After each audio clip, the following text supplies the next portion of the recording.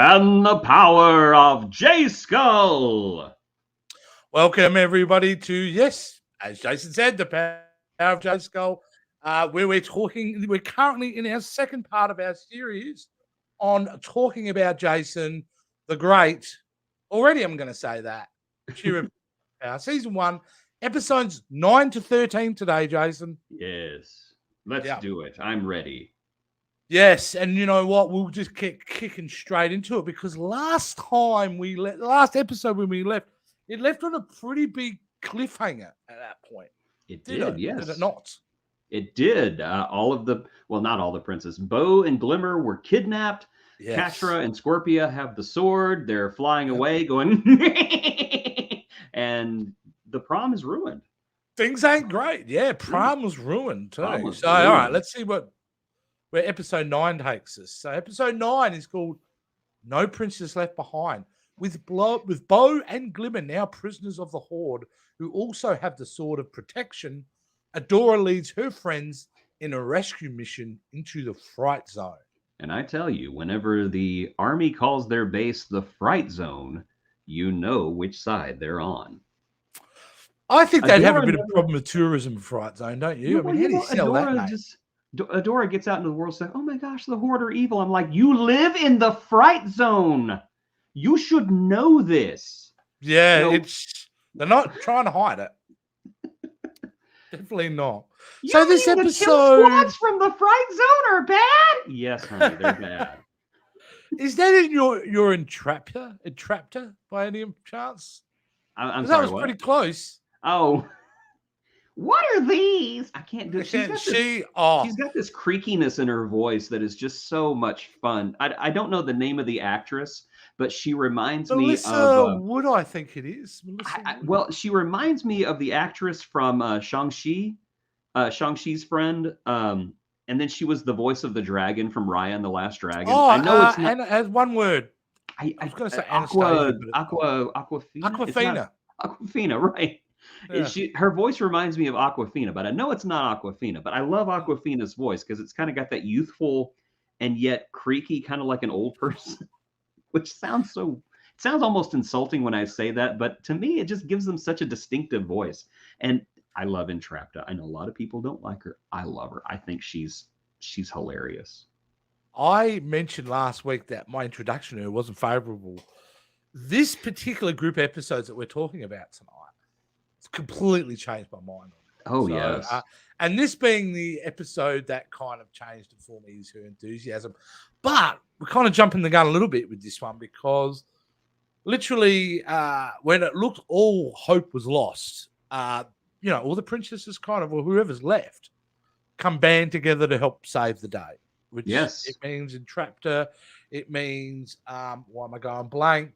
Mermista, Perfuma. And Perfuma, of course. Entrapta and Seahawk for some reason, even though he's not a princess. Well, Seahawk will always be a princess. Right-hand person. Yes. Yeah. He will always be a type of royalty to me because he's amazing. He is. He's another one. I think the gentlemen in this show are quite positive for the most part. They really are. Bo and Seahawk are both they pretty well go with the flow. Seahawk's probably a bit more oblivious than I think Bo is, but he is likable nonetheless, isn't he? Do you know what I like most about Seahawk is that they could have made him kind of stocky and creepy, but he's not. You can tell that he's just in love with Mermista, and yet at the same time, when she tells him no, he backs off and he respects her, and I like that. It's almost like a commentary on the Pepe Le Pew scenario. It's like, if you're going to do it, you can do characters like that. I do believe you can do characters like that. But, in this day and age, things are different. And this is a good example of how you could do that type of character. Indeed. He just goes with the boundaries. When the boundaries are, he backs off. So, indeed. I really respect that because there was a lot of thought into these characters, both on the light side and the dark side. There's a lot of positivity on both sides, which is very strange for a show like this because, you have Seahawk on one side and then on the other side, you have Scorpia, who's one of the most wholesome characters the entire show, and yet she's one of the bad guys. I know that actress as well. She's on that show about there's like a Walmart show. It's like a sitcom where they were. Oh, what's it called? I'm not sure about that. From America. It's like set in a kind of Walmart scenario. Honestly, I watch so little TV nowadays that it's just you can't keep up. I just have no. You really can't. Probably just the leftovers from America we get to see. You get our crumbs, you Aussie scum. Enjoy these 3-year-old episodes of The Office. It's been off the air for years. Yeah. That's right. We're going to give you just season 1, the worst season. You're going to watch that over and over. Steve Carell is gray now. The beginning of this is Shadow Weaver being, I thought was like, you B-I-T, I won't even go on and spell the word, but you nasty person, because she's quite happy to take credit for Catra's work, isn't she? Rhymes with switch and is not witch is what you're trying to say. Yeah, exactly. Yes. Exactly. She is. I thought that was a bit of a low blow, wasn't it? She is. We talk about positivity for some characters, but there are some characters who are incredibly toxic. And I do believe that Shadow Weaver is just the sludge in the bottom of a sewer. She is just that toxic. Well, what she does to Glimmer in this episode is pretty full on. You talk about how everyone's so positive. I think you kind of need it when you start dealing in. She's been tortured pretty heavily in this episode. She really was, but yeah, and the way they animated it, dude, like yes, it looked really painful. The way they did her screams and that, you felt like, oh wow, she really is suffering at this point. Yes, but you got to admit, Glimmer had her moment in this episode. Like Glimmer was always kind of a joke in the old show, and you kind of had a feeling she was going to be the same way in this one, just like, oh, she's going to get kidnapped every other episode. No, here she reminded you why she is a princess of power. Oh, she also does later on as well. We will get into that episode. She does, yes. Yes.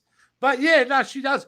And we'll talk about that when she does make that final where she teleports out of her constraints, the way they did it, the way they delayed the fact that she was giving everything she possibly had to do it, and it was causing her so much pain to actually do it, that when she does come out and appear and basically kung fu kicks, Shadow Weaver in the head, it's so well earned. It's satisfying as well. It was satisfying. Take that, Shadow Weaver.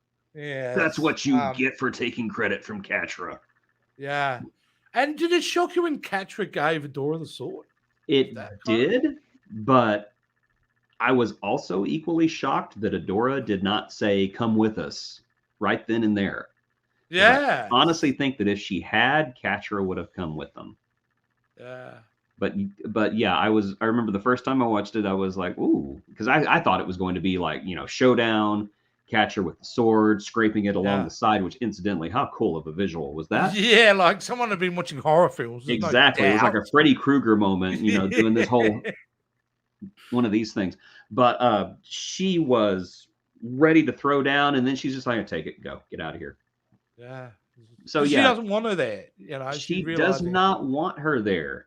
And whenever she says, don't think this is because I like you, you later find out it's not. Yeah. It's not. 100%. But I think she still does.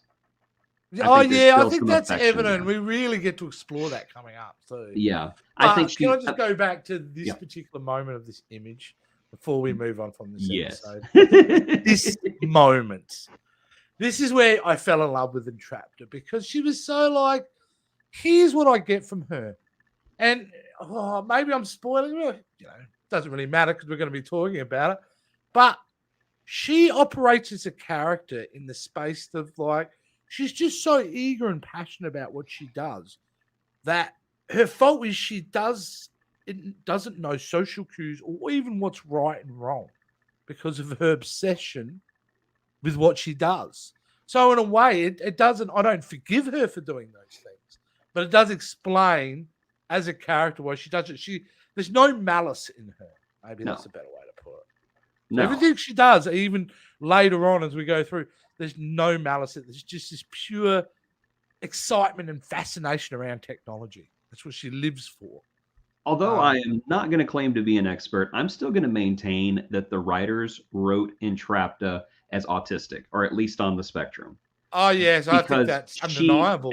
as you said, she has no thought of social cues. She can't read the room. No. And you see that several times in here where she makes comments and they're just like, it's not the time. Oh, it's not? Oh, I'm sorry. Yeah. So yeah, there's no malice in it. It's just she does not understand. And again, kind of getting ahead of ourselves, it also leaves her vulnerable to being manipulated.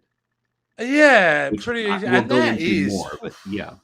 Yeah, and you know what? We'll kick forward now because we'll get to that point. Because I think it's this episode we get into that. Yeah, If not well, the episode after. before we do, we got to talk Yep. about the quote unquote death at the end of the episode because to me it was the only downside. Oh my! Well, I can't really move on without talking about that. Because Like, I'm glad that yes. they did not like leave it for 2 or 3 episodes. Like, oh no, poor Entrapta, she's dead and it's all her fault. I like that they revealed in the next episode that no, she's not dead. However, at the same time, I do think it was kind of a cheap note to end this one on, especially since we knew no body, no death. Yes, You know, there was no finality you could also to it. think about kids who are 12 and under, probably not used to that trope by that point. So Perhaps, but to me, perhaps. I for don't us, know. Yeah, I actually was like, I didn't know whether it was happening. I mean, you know, instinct was like, oh no, she'll be back. And then as my mind went immediately, but if they did that, what a waste of a character. Yeah. Like if they did kill her off, you know, and it was left dramatic. I mean, the ramifications on the characters is where we start the next episode on.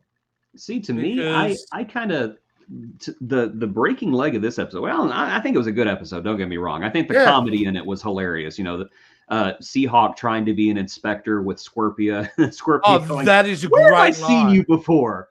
Wait, I saw you there. Inspector. I'm here to inspect things. And Scooby's reaction, like, Inspector? Oh, great to see you. Yes, I know we're due for that. I love that whole. Who has? And that's an old trope. That's an old comedy gag. What they did. But I love the fact that it didn't. I love the fact that none of Adora's plans worked either. There was so much comedy in this episode that I think was just wonderful. And another thing that I want to talk about is I think the brilliant reboot of one of the most annoying characters in the Filmation era is that they brought back Imp, Hordak's little sidekick. And they made in this episode? Yes, I think he was.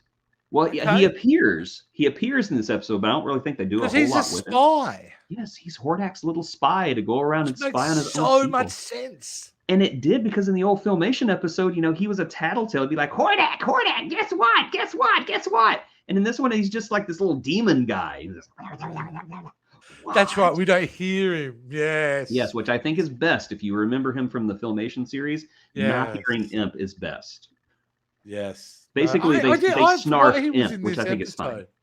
Yeah. But it was. I mean, I thought episode 9 for me. After I watched it, I'm like, okay, this season's starting to gear up towards something.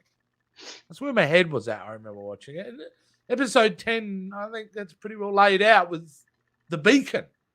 Yes. So returning to Bright Moon, Adora attempts to help an ailing Glimmer while their supposedly lost colleague is trapped in the fright zone and facing a powerful temptation from Catra.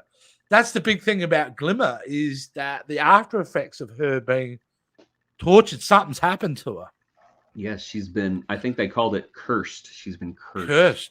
She's glitching out. Yes. And again, hurts. It looks so painful, animated so painful. Yeah. That's all I can say. Every time she goes red and that, I think, oh, you poor thing. That must be really painful. But the thing I like about this, I shouldn't say I like about it because I don't like about it, but I thought it was an interesting spin to also have it that it's getting quicker.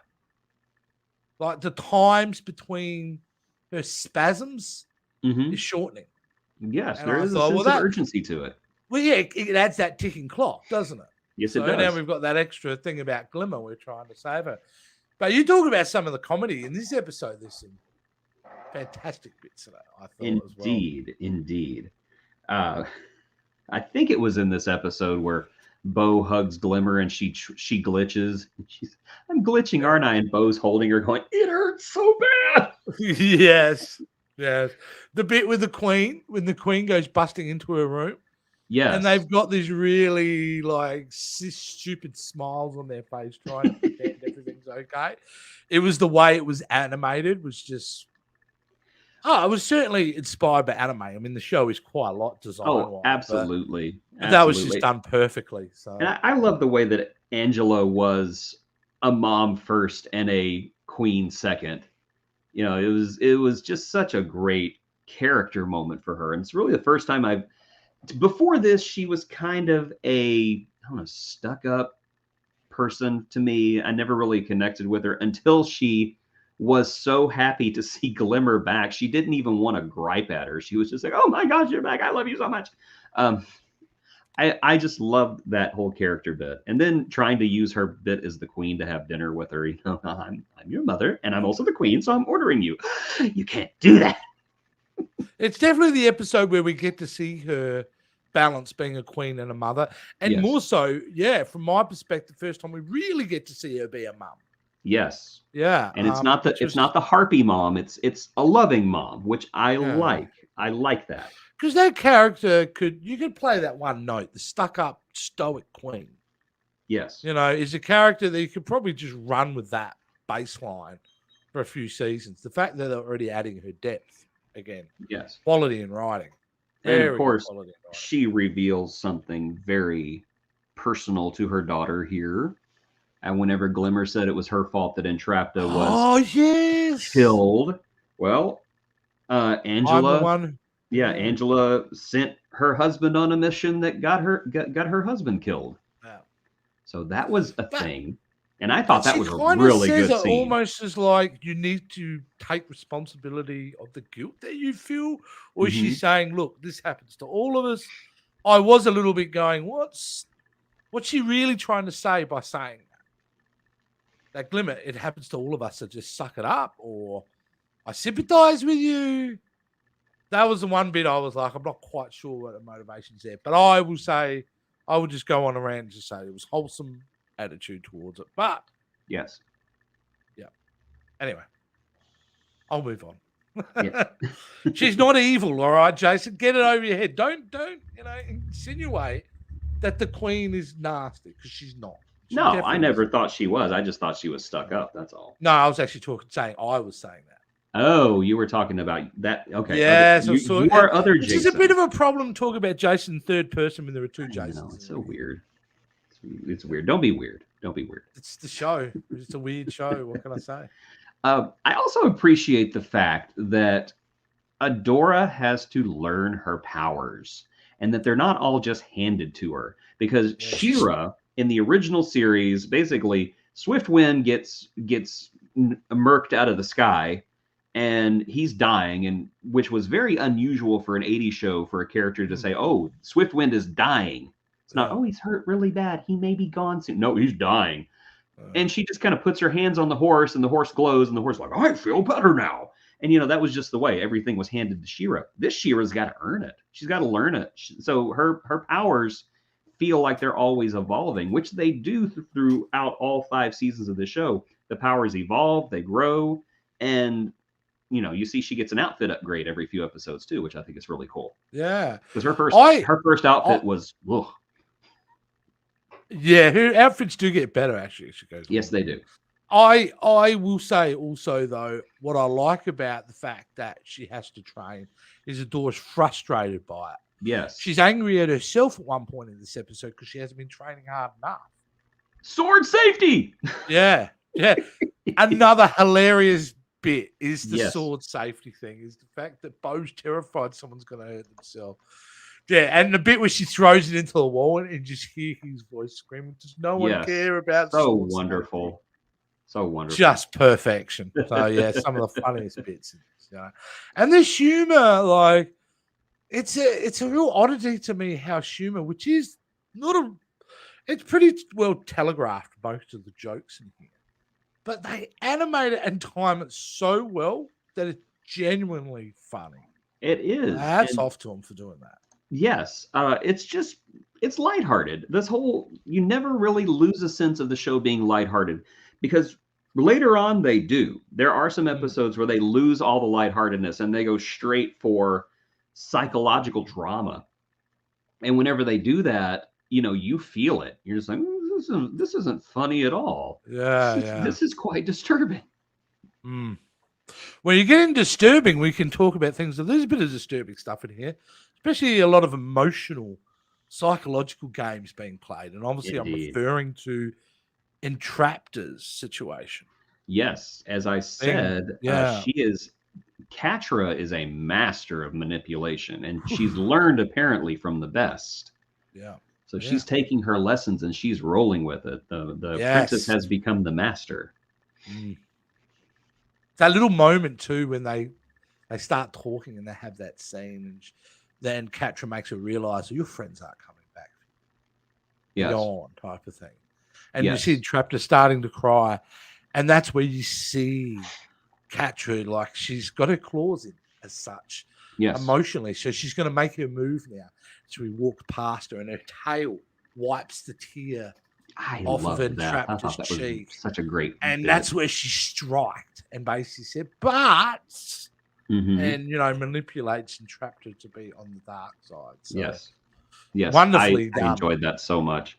And the thing that I like about this, which I don't think this is a big spoiler, is that Entraptor does not come back to the light side.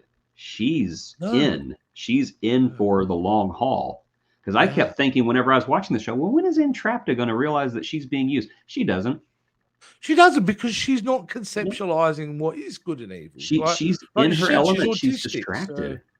So, she's distracted because the dark side is allowing her to get access to her passion even more. Indeed, so, and letting her experiment, which is the most important thing that Entraptor wants to keep experimenting and see what everything's capable of.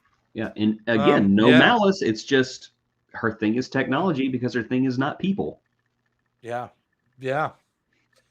So before all that happened, though, we got to talk about the funny part, and that was Entraptor continuing to escape. Oh yes, getting out of the handcuffs and grabbing things like, "Oh, what's this?" Entraptor is just great. I just love that. I love how she was frustrating Catra, and everything is she's just so funny. I think Catra has the line of the episode to describe Entraptor, and that is where she goes, "Oh, I'll meet my friend," and the robot, is it Emily?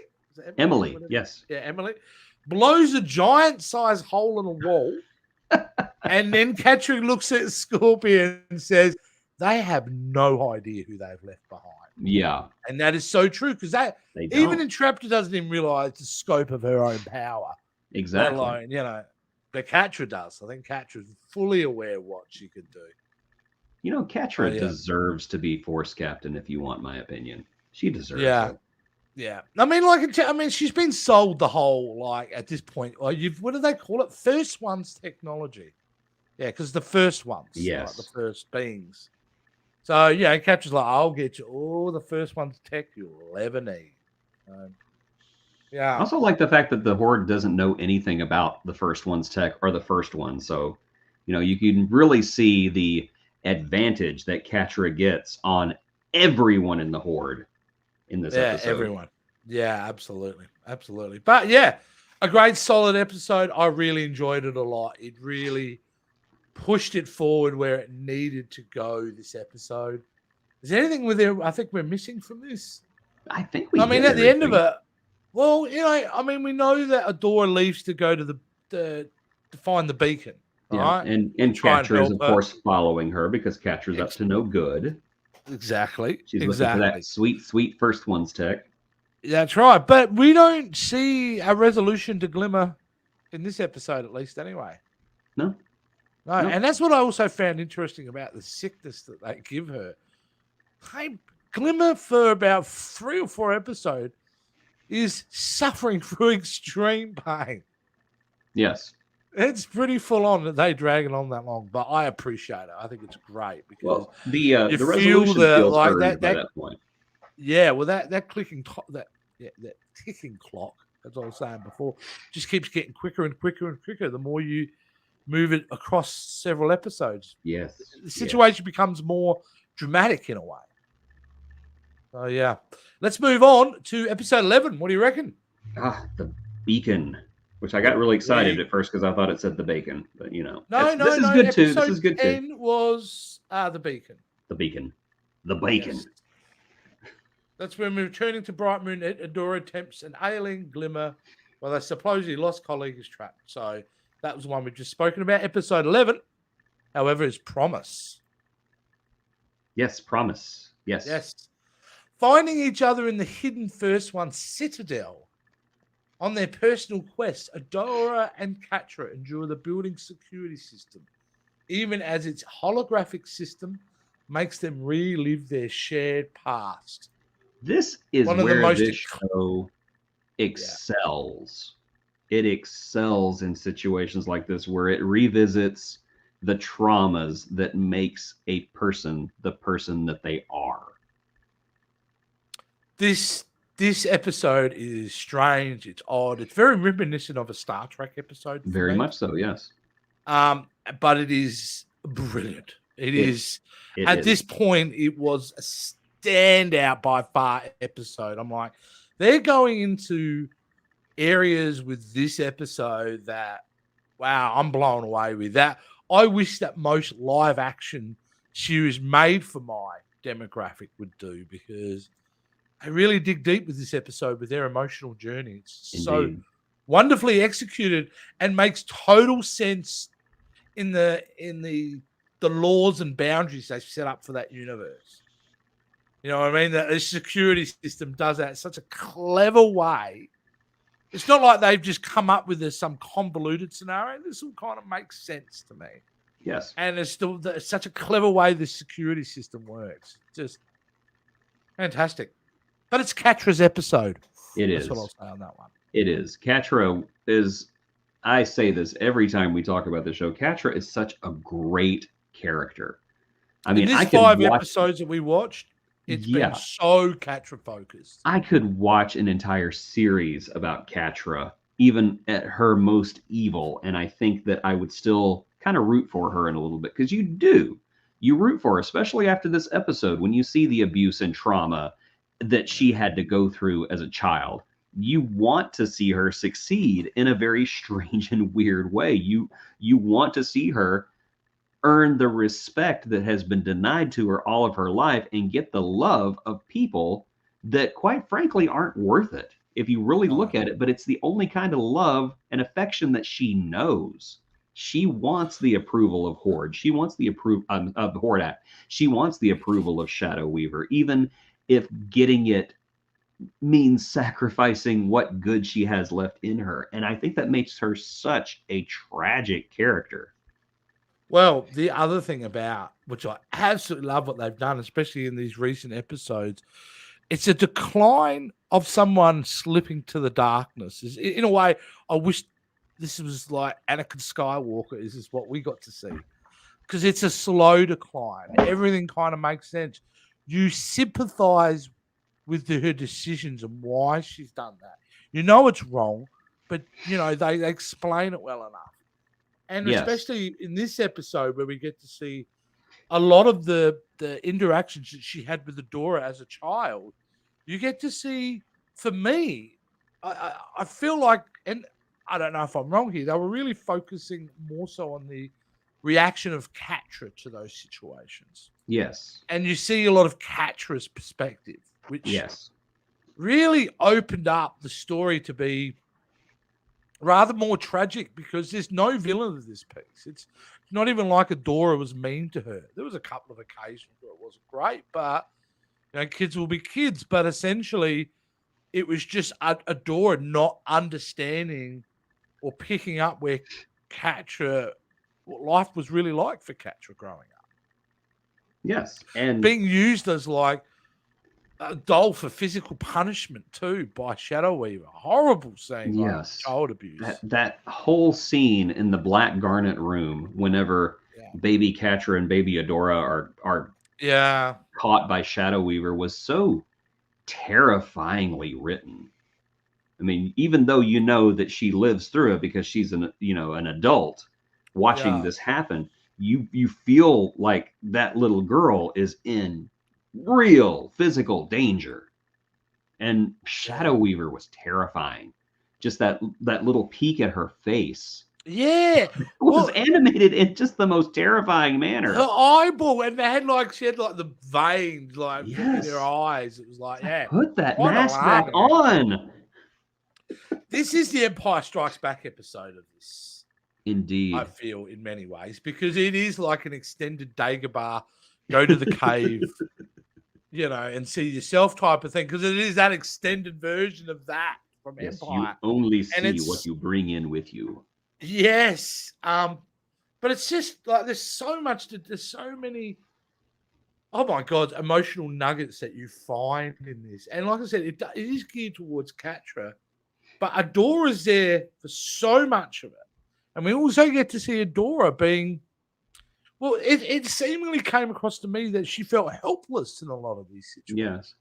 Yes. When she was aware of things being done to Catra, she also was aware there's not much she could do about it either. Yes. I see this a lot as I've known some people who were in abusive relationships with their parents. And there is a lot of blame, especially early in life, like towards older brothers or older sisters, sometimes even younger brothers or younger sisters. Why didn't you do more? You knew what was happening. Why didn't you do more? And you don't really realize until you're older that they couldn't do anything because they were in the same situation. Yeah. And it's all in the manipulation. Adora, if you don't do what you're supposed to do, your friend will suffer. And I also think that it's so sad that Adora is the only one in Catra's life who loves her unconditionally. Whereas the affection, if you can even call that, from Shadow Weaver or Hordak or even their friends, comes with conditions. Adora is the only one who loves her unconditionally, and yet Catra only acknowledges conditional love. And therefore she thinks that Adora's love is conditional, and Adora does not love her anymore because she's not around anymore. Again, it's tragedy on top of tragedy on top of tragedy. And Catra is a character right out of Shakespeare, if you ask me. Yeah, I mean, she is, isn't she? And you know what? I can't even say this is the episode and then that's the end of it. There's more on top of it. They brought back Octavia from the old series for like a 5-second cameo. I was like, it's that terrible character from Filmation. And they called her a dumb face because she is. She is. All right. Yeah. Well, look, the end of this episode. The fact that the way they end it, like the light hope, who plays a massive part, is the Yoda in this episode. Basically. She really is. You would think. The Yoda, and we do get a bit of switcheroo because it's a droid most of the time, like a robot. Yes, but it really is Light Hope pulling all the, man behind the mask type, behind the curtain type of thing. And the whole thing about you have to let go was a literal, so many different meanings. The writing on this show is so underappreciated. I mean, we're all expecting, it means to let go emotionally. Yeah, to let go emotionally, but no, she literally means you need to let go on the cliff face. And you have to let go of the toxicity, and you have to let go of the hope that Catra is going to come join you. You have to face reality that Catra is not your friend anymore and can't be. Yeah. And that is, like you said, you have a lot of positive characters, but you have to when you're dealing with things like this. Yes. Things that are so important to young people in this day and age. Things that they go through in their real life. Sometimes you can't be friends with people anymore. Sometimes you can't. I really appreciate them doing this because it is something I can remember as a kid, hanging around a kid I didn't want to hang around, and being really tough to figure out how to handle that situation. So I think everybody. It's great that those type of situations are being represented, but not in a ram it down your throat kind of No. way. This is a show that I know was never going to have, those morals at the end of it. Oh, wouldn't it be great if it did? Though? But doesn't need to, because each episode is the moral lesson. When you find And yourself it's so hanging from well a cliff defined, face. you don't need it to be explained by someone. In today's episode, Adora found herself hanging on a cliff face and had to let go. But if you ever find yourself on a cliff face, don't let go. Gravity is a thing, and you will die. Until next time, kids. Could you imagine Entrapta giving all of the the morals? Yeah, or Shadow Weaver. I'd go Shadow Weaver. That'd be fun. Hello, kids. If you ever break into my Black Garnet room, I'm going to kill you. Until next time. Until next time. Yeah, so this was a great episode. I really enjoyed it. This is one of the highlights. I will stand by. I reckon it was the Empire Strikes Back of this first season. Loved it to death. It was a lot of dark themes, very funny at times, but also very serious. And by this point, I think if you're not locked into the show, don't think it's going to lock in. Would you agree with that? I agree. Because I think you're not so locked deep into this show, point. as Adora says, you're a big dumb face. Yeah, big dumb face. Absolutely. Big dumb face. All right, well, let's take a quick break, and we'll be back after this commercial. You can pretend. Stealing powers where she's at. A very wild but pretty cat. That's Catra. And here's lovely Frosta. True blue Brenda Shira. Dolls each sold separately. When Catra shows her catty side, Frosta can freeze her in stride. The fate of the world's in the hands of these beautiful girls. Princess of power. Catra and Frosta dolls each sold separately. Shira doll also sold separately. New from Mattel. What the? The first appearance of Catra commercial. Oh. Hey, you know what? I know that the Princess of Power dolls were basically the death knell of Masters of the Universe, but can we please just appreciate that they made a line of action figures, not dolls, but action figures for girls, saying that women can be powerful.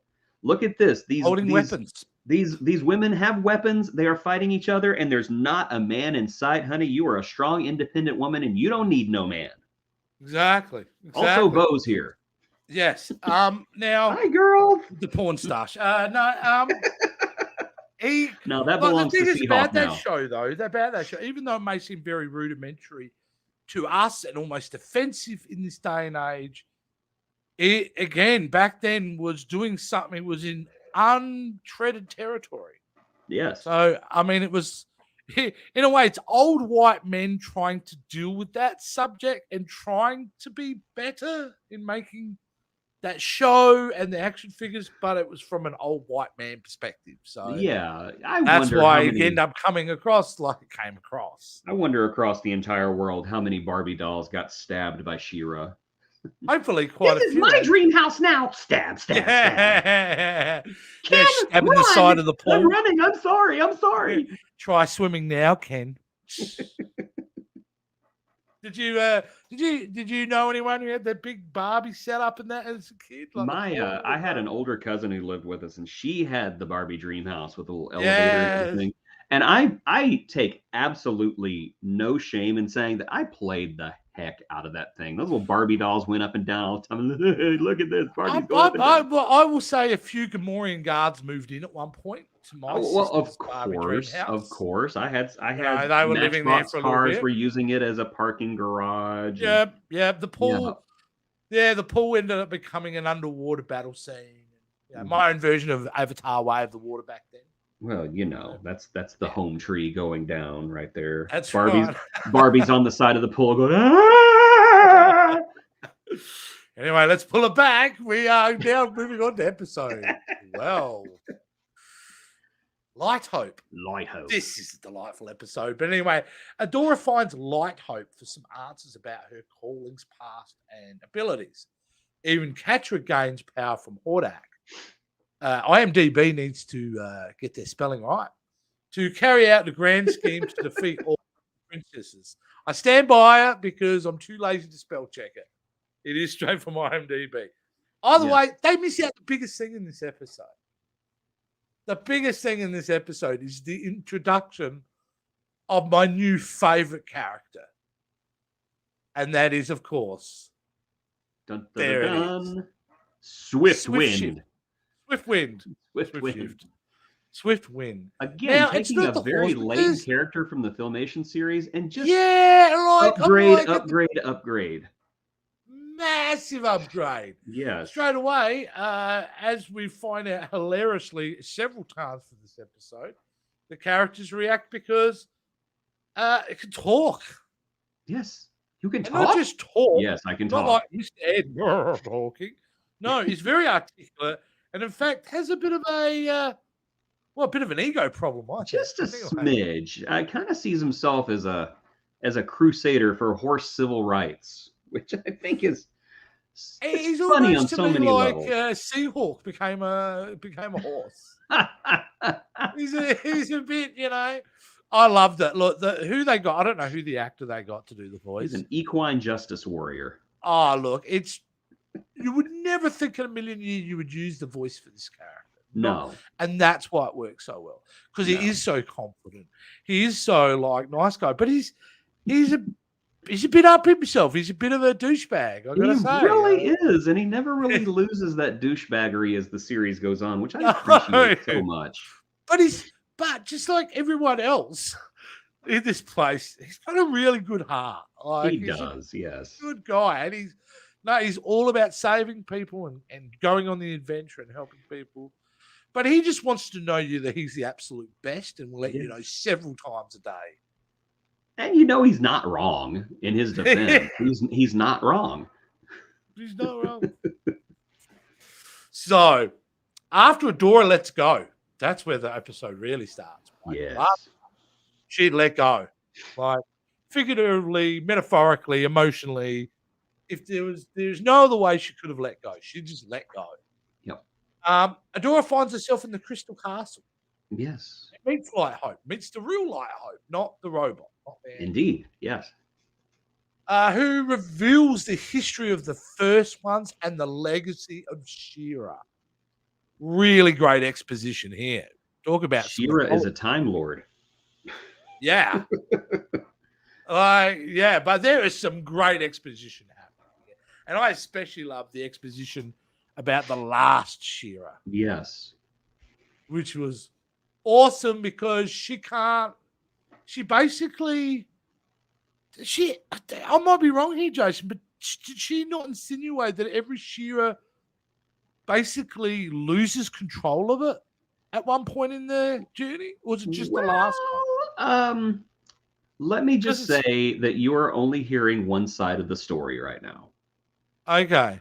But the story I'm hearing is basically She-Ra, becoming She-Ra almost becomes overwhelming.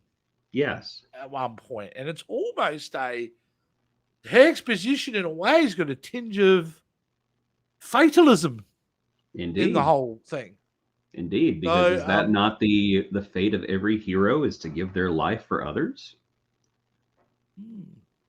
Well, that's the question. Some knowing ahas to everybody listening to the audio version of this. I'm also making a face. But yeah, I was wow, really loves the exposition about the whole history and the legacy. And I kind of had it dawn to me at this point that I felt like it was information I needed to know, but I didn't know I needed to know until I knew it. Well, it's just one of those things that we've had hints in the past that He-Man has not been the only He-Man.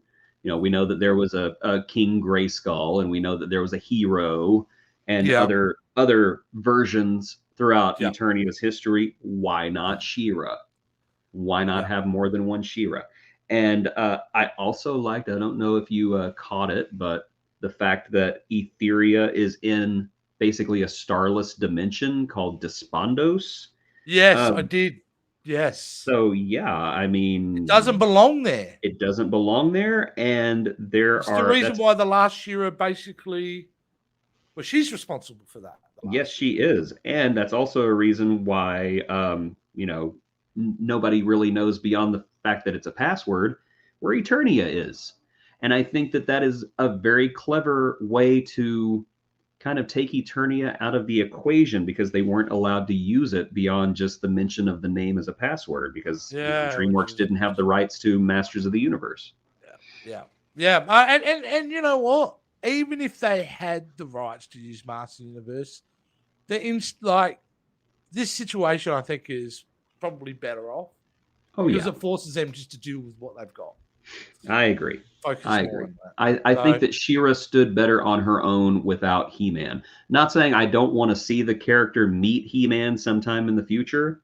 Yeah. I would love for them to do that idea where She-Ra, the DreamWorks She-Ra and the CGI He-Man from Netflix meet each other, where when She-Ra is on Eternia, it's in the CGI style, and when He-Man is on Etheria, it's in the 2D style. Work too. I think it would too. I mean, Jimmy Neutron and Timmy Turner did it. Why can't She-Ra and He-Man? Yeah, of course. And Traptor in this episode, she starts to crack the code. Yes, she's gonna hack the planet. She's gonna hack the planet, that's what she finds out, that the First World's tech is pretty well integrally part of the planet. Yes. It's almost in synchronicity. That's important later, kids. That's important later because it's setting up how dangerous the Traptor is, really. Yes. At this point. They don't know she who they is left Oppenheimer, behind. And she's playing around with the atom right now, I would suggest. She's a little bit of Oppenheimer and Pugsley Adams all rolled into one. Not a bad analogy. There you go. Now, Hordak in this episode, he's all Team Catra now. Yes, and again, Catra. we get the reveal of Imp is a spy who's telling on everybody, and I like the fact that Imp caught wind of Catra's plan, went and tattled to Hordak, and Hordak's like, "That sounds spectacular. Let's go with that." Yeah, because to me that makes Hordak smart. Yes, because it is a good. There's no plan. ego about him. Yes, Hordak's smart. If it was Skeletor, it's totally ego. Oh yeah, Hordak is intelligent, and I love the fact that this is only the second time we've seen Well, let me take that back. This is really only like the third or fourth time we've seen Hordak this season. Because he just they've played him smart. They've played him like the shark from Jaws, haven't they? He is. You just never know when he's going to pop up. And never know when he's going to pop up. To me, it makes him more dangerous, which, considering what happens later on in the series is quite ironic when you see it coming. And those of you who have seen the series know exactly what I'm talking about because we learn things about Hordak later. But right now, he's very dangerous. Man, Shadow Weaver wasn't happy about. Oh no, she lost her poopy. She lost. Yeah, her poopy's all right. That was. I mean, she looked like she was all over it. If it wasn't for Catra right at the end there, I think. I don't know how that was going to play out because she had already subdued Scorpio and entrapped her. She'd already taken care of business there. Yep. So that was. I loved Catra's lines at the end of this episode. It's one of those moments where where I said Catra's a bad person, but given everything that's happened to her, you root for her anyway. And watching her get the last word on Shadow Weaver and destroying that crystal in her mask and cracking the mask saying, You set me up for this. You were training me the entire time to do what I'm doing now. That's great payoff. That is great payoff. So wonderful. It's sure. Honestly top tier dialogue. Yeah. And the situation with going back to a trap and mucking around, experimenting with that runestone is the effect. I mean, it sets up the last episode big time, doesn't it? Because she basically whatever she does to the planet causes this massive electrical storm, planet-wide, I believe. Indeed. Everywhere. We're getting red lightning bolts. It's pretty scary stuff, folks. What it also does is freeze over the Whispering Woods. Yes. Which basically leaves Bright Moon.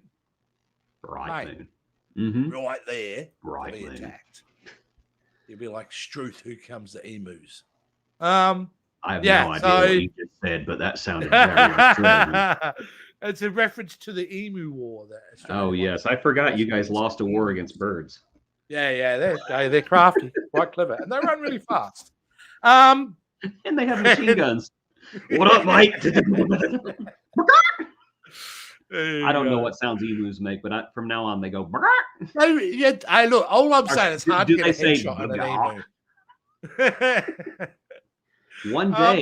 One day, the emus will join forces with the rabbits, and Australia will be doomed. Oh yeah. We're gonna get through this fence now. Well, if they've got the land, they actually need to recruit the sharks because they'll take care of water, and then you got the drop bears for air. Absolutely. And the magpies, mate, we're toast. Like, there's no doubt about it. I don't know why. If they I don't know learn to how you guys are coordinate, alive right now.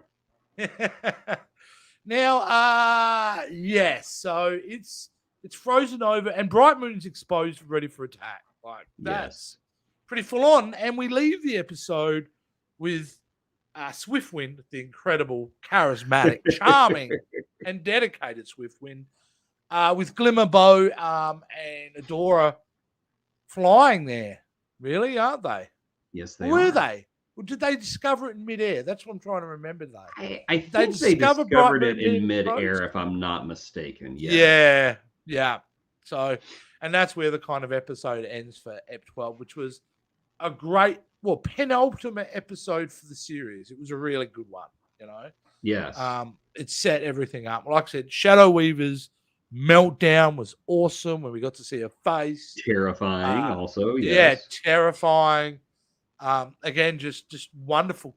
Like I said, Catra at the end of it, delivering what could be an Oscar-worthy kind of scene. Really kind of years of anger and resentment and fear coming out in those few lines of dialogue. Wonderful stuff.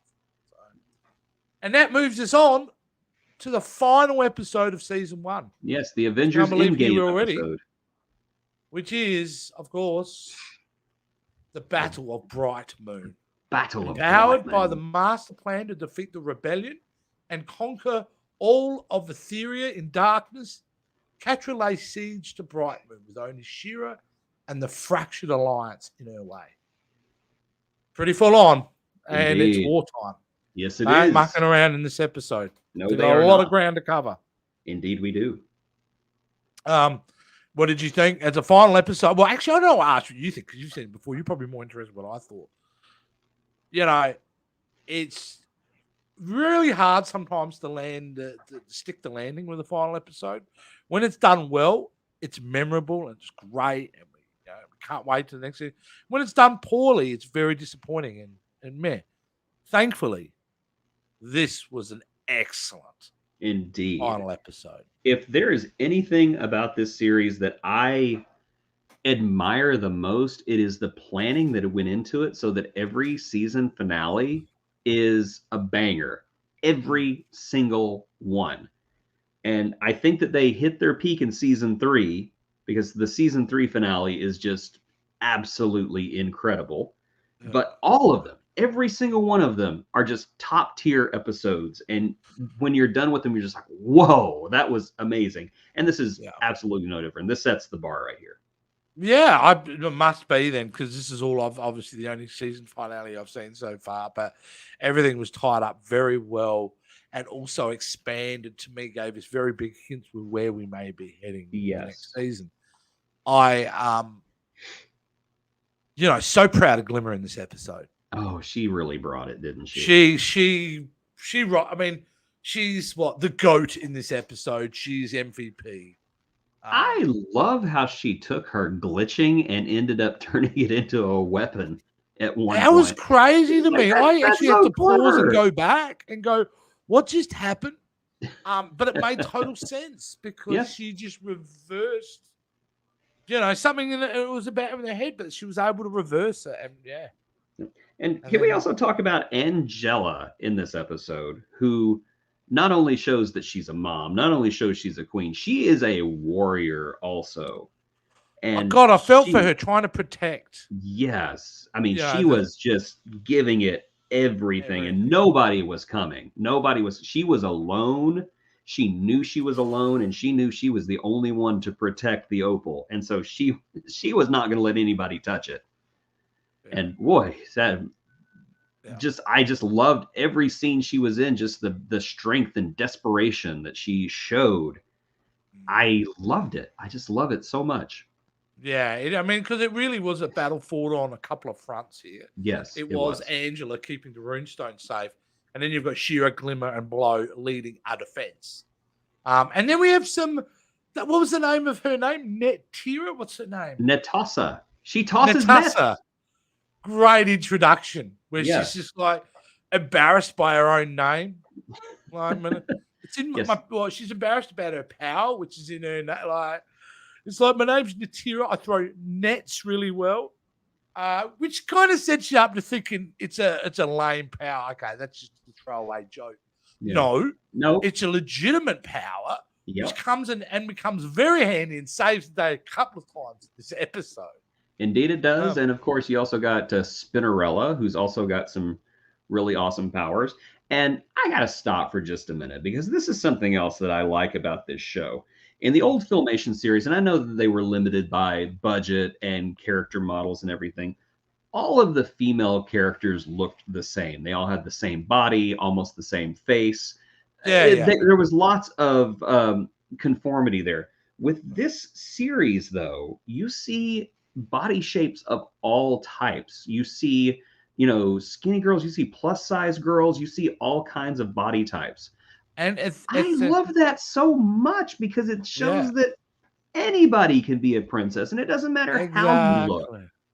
Doesn't matter what shape and size, what background you come from, whether you've got money or no money. It is a very clear, wholesome message that they're sending. It really is, and I love the fact that they don't beat you over the head with it either. They're just there. They back it up though with writing, so each character is so well-defined and individualistic. Like, they're so different in personalities, all of them, from perfumer, to Entraptor and all that. They're so opposite different, but it seems to so expertly cover all these different types that we've come across in our lives. So, and I love the fact that they also say that it does not matter what your personality is like or what your body is like. Everyone is worthy of being adored and loved as well. That is the crazy thing. Yes. It's the crazy thing about it is the fact that they've really honed down on the personality types too. That we need to accept different personality types. I don't know how much I've ever seen that message in animated stuff. I don't remember ever. You've got to be nice to everybody. You've got to be polite and all that. But actually trying to teach people resilience and tolerance. So it looks, great. Yeah. Well, again, they never really beat you over the head with it either. I mean, Spinnerella is a plus size girl. Glimmer, you can argue, is plus size. Never once does Glimmer ever say, "Oh, I'm so ashamed of my body. I wish that I didn't look this way." "Oh no, you look beautiful. I think you're beautiful." No, they don't give a damn. Yeah. Glimmer knows that she's beautiful. Spinnerella knows she's beautiful. Mermista knows she's beautiful. Yeah, they have self-doubts, but never once do they do the whole Saturday morning cartoon message about everyone is beautiful on the inside. No, it's just there. It's just there. And they avoid the whole necessity about beauty and things like that. That's never into play. Like, only time beauty is ever really brought up is in regards to them as from a spiritual sense, not exactly from aesthetic sense, which is just great, which is wonderful. And an episode that really did tie it up with a pretty good battle, some really good battle scenes in this one. To bring it back to the boys, get all rough. As a bloke, I enjoyed some of the battle scenes at the end. I think the only thing that really hurt this episode was the fact that we did not really get a whole lot of time to get to know Spinnerella and Natasha, because we didn't. They show up and they're the only ones who stay in the alliance. And my only thought is, why? Why are they here? What is their stake in this? And at one point they hug Glimmer and Bo and She-Ra, and I'm just like, why? Why are they what brought them to this point? This is only the second time we've seen them in this entire series. Yeah, so it's probably, and hey, maybe that's where they've made a mistake there. They really should have spent some more time with those characters previously to make that moment well earned. Yes. I didn't really focus on that too much because I felt quickly bringing the whole team back together. I mean, that moment at the end. It was so great. Especially when Frost. I mean, it's the moment with Froster appears. Yes, she's the one who really. Yeah, she saves the room. She's Captain Marvel at the end of Endgame, kind of. Yes. Yeah. She's come in and I especially loved when Mermista showed up with Seahawk. Yeah, they're a couple. Mermista's trying to keep it on the down low. We know you're a couple. Stop it. And Seahawk has got the torch and he's getting ready to set the boat on fire. I laughed out loud. Yeah. Especially when Mermista just splashed them with water and goes, Don't. Yeah. And I love their dynamic in the end. They're kind of like the dynamic now of a long-term couple. Yes. Like an old married couple. And I just love that. Yeah. He adores her. What I really loved so too? and... I think we didn't really talk about the last episode, but I feel like it's a lot in this. Like the establishment, the reaffirmation of Glimmer and Bo's friendship and how important that is. And I thought it's just so lovely. We had a few moments where, the moment she sees Bo, she's running at him, hugging him, things like that. And I just love Bo, who loves her unconditionally in those moments, being more concerned about, appreciating it, but almost like, thanks for the hug. Yeah, I love you too, but we're going to get on with business type of thing. Yes. And I thought that was wonderful. I thought Bo really, wow, like how you've kept that character so good, so consistent, so reliable. Been really good. They haven't really stuffed up with that character in this season, as far as I'm concerned. You would think that in a show with so many wholesome characters, it would get old after a while, but they're just all so enjoyable. Should have got old episode 2. Should have. Should have got old, but it never did. It never got old because they made the character interesting. He was, emotionally layered. I think that's why it made him. Well, they all are, but him especially. Who, let's face it, Filmation Bo is a one-note character. Yes, who probably has one emotion only. Yes, here we have Glimmer. She disappears. Here we have Perfuma. She controls flowers. Here's Bo. He's a guy. Here's Cal. It's an owl thing. Yeah. Yeah, but Bo, mate, you want to question if there's any need for Bo. You got to see him with a bow in this episode. Yes, he is quite. He owns some fools later on. He definitely does. So, yeah, look, I dug it. It was a good little battle scene. It restored. It was the fact that the moment of Glimmer coming to her mum's aid, just wonderful. Her on Swift Wind, seeing her mother under distress, flying in, doing what they got to do. It was wonderful. Can we back up a little bit and talk about Swifty? Because Swifty was so great in this episode. I kind of got the feeling he was going to be like a big talking coward, but no. He was flying into battle. He was taxing people. And he wasn't even like ass. It wasn't like, Swiftwind, can you give us a ride?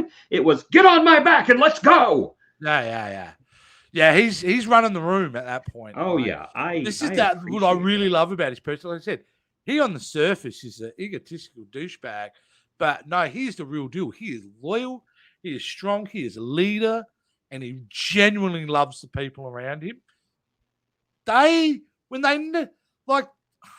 just don't understand. What are the law of averages here that you could nail every character so well?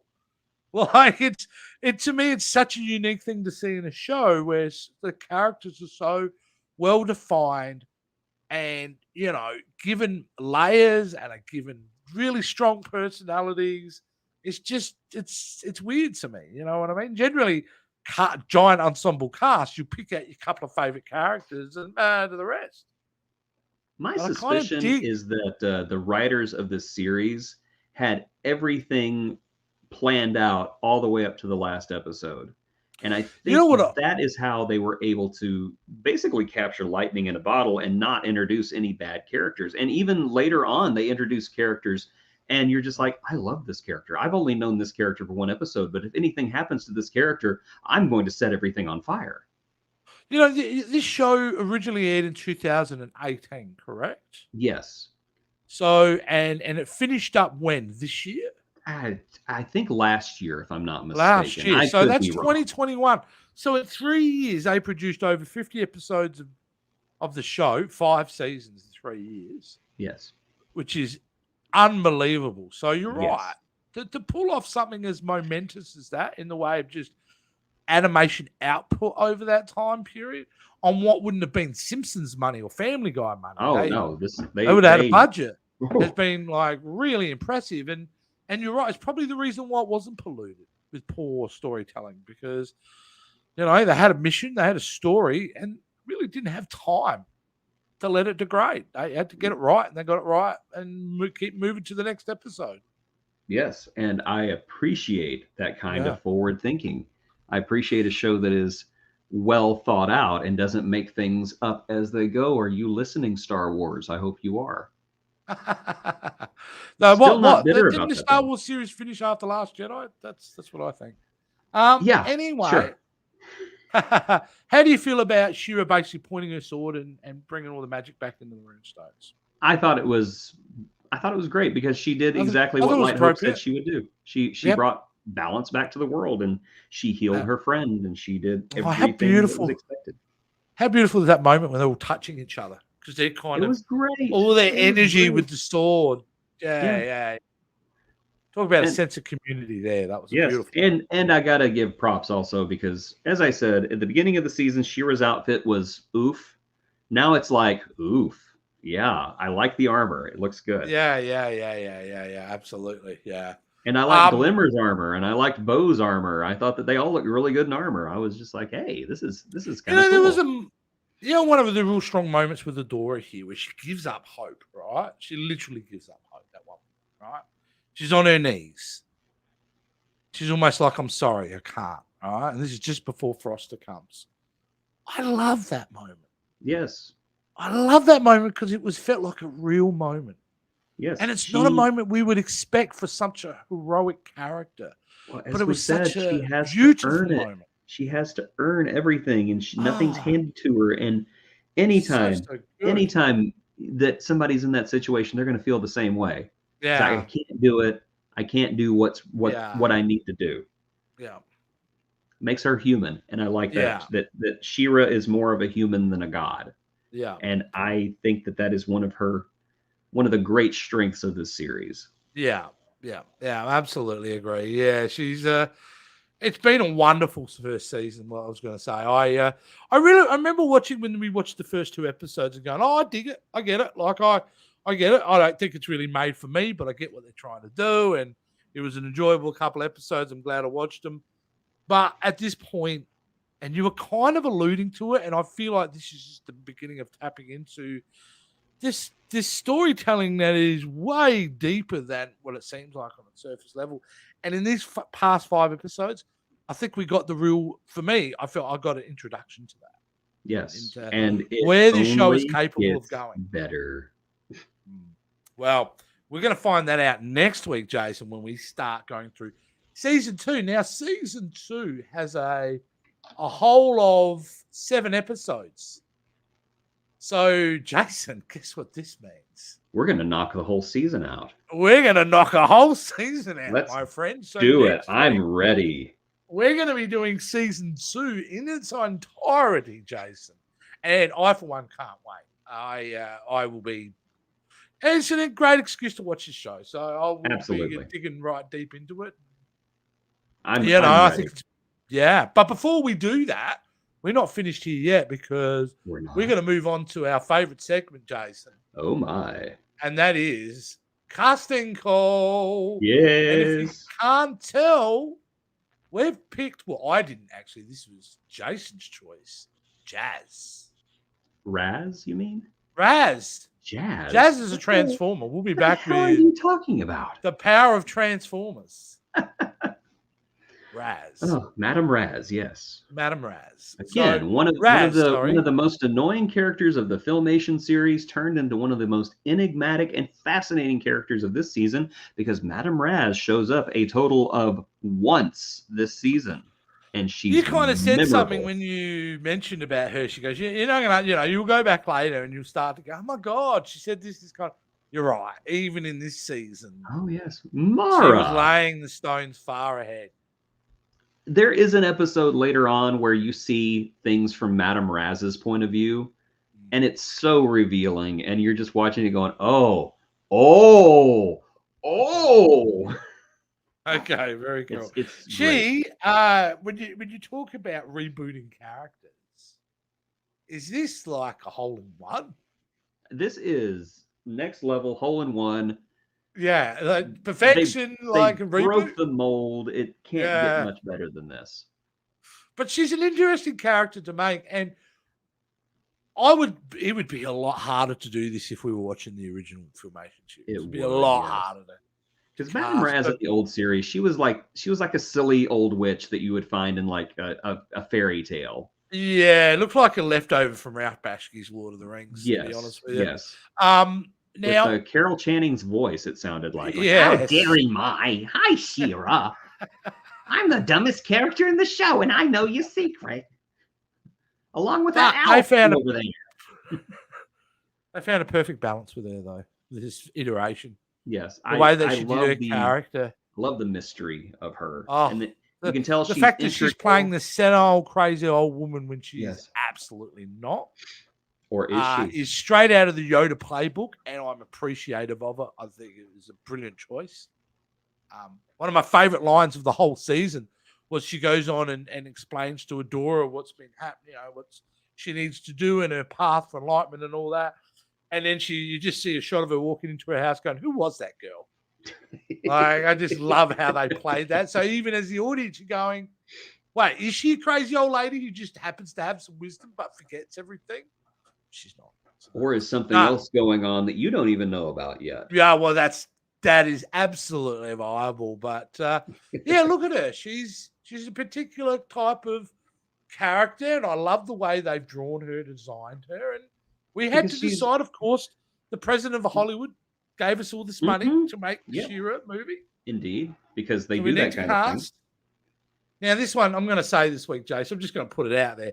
Your choice, winner, chicken dinner. All right? Like, done. But we're still going to both have a shot of it. I'm going to throw you a bone first before I completely shoot you down. Yeah, I'll do mine then. We might as well go with the worst one. I had a look at her and go, well, look, it's a certain type of character that I like, and I didn't base it on her hair, all right? So even though the actor I've chosen has been known for big hair, this is not the reason. But I thought we could age this actor up, and she would be an interesting choice to play her. And I've chosen Natasha Lyonne. Now, I don't know if you know this actress. She's been in a Netflix series called Russian Doll. She's good with the Netflix family. She would get her pretty easy. She was also in the American Pie movies. She's been in lots of other things over the years. A fantastic actress. Orange is the New Black she was in as well. But she's wonderful. And I thought she would make you'd have to age her up a little bit. But yeah, I thought she would be quite good. Yes, incredible. The only way she's getting a phone call, though, Jace, is if this other person turns the role down flatly. Yes. So my choice is an actress that I have enjoyed and admired for years. And she immediately popped to mind because I recall, most of the other actresses that I thought of first are not available. Eartha Kitt, Cloris Leachman, not available anymore. They both insisted on dying, which I think was a terrible career move. Quite rude. But I chose this one actress mostly because she's played a Madame Raz-like part before in a Mel Brooks movie called Robin Hood Men in Tights. And I am, of course, referring to the legendary Tracy Ullman. Yes. Who, if you know anything about this actress, you've had the same epiphany that we all had when the name was mentioned. Oh, yeah, right, of course. Yes. Tracy Ullman could play anything and anybody. She could play all the parts. She could play She-Ra, she could play Glimmer, she could play Bo. I would be happy, but I think that she would be perfect as Madame Raz because Madame Raz is silly and funny, and yet at the same time has this almost spiritual calmness to her that I think Tracy Ullman could capture perfectly. And so, And you're Tracy, right. please give us a call.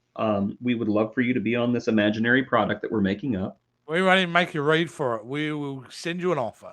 Yes. And let's face it, Tracy Ullman, not only a legendary comedic actress, she also breastfed The Simpsons. Yes, she did. So she's responsible for The Simpsons. OG mama for it. Absolutely. Yes, I know she did not create The Simpsons, but she breastfed them for years. They would not be here without her. And absolutely, yes, respect. She's also a brilliant writer too. Tracy Ullman is. Everything she does is amazing. I remember the Tracy Ullman show. Yeah, I used to watch the Tracy Ullman show all the time. I didn't understand half the jokes, but I just thought that she was just the funniest person I'd ever witnessed. Yeah, absolutely brilliant. So again, we seem to be we're like at Marvel level with our casting choices. I believe so. We're really good at this. Really good. And remember, guys, we're going to get to a point as we get close to the end of the series. We're going to do a tree, and we're going to actually give you guys an opportunity to vote on who we should cast out of everyone we've chosen in our She-Ra movie. So that'll be something where you guys can get involved, which would be wonderful. Also coming up, and we've got obviously season 2 next week, Jason. But I do believe the week after that, and I might be wrong, or the week after that, we are going to be kicking into something very special. We're very excited about. And that is, yes, of course, the He-Man and She-Ra Christmas special. It's legendary. The legendary. And we will be doing a one-off special to celebrate that. And that'll air on December 24th. So you'll be able to watch that with the family around the fireplace with a cup of eggnog. Absolutely. Well, if you're here in Australia, you'll be having a cold snag and a nice cold beer. Again, I have no idea what the hell you're talking about. We'll leave it at that. All right, guys. Thanks for watching. Let's not go to Australia. It's such a it's such a silly place. Well, and thanks for joining us for such a long episode of Power. Oh, wow. This was a long episode. That's okay. We love talking about it, and hopefully you love watching it. And we'll see you next week, guys. All right, we'll get out of here. See you guys.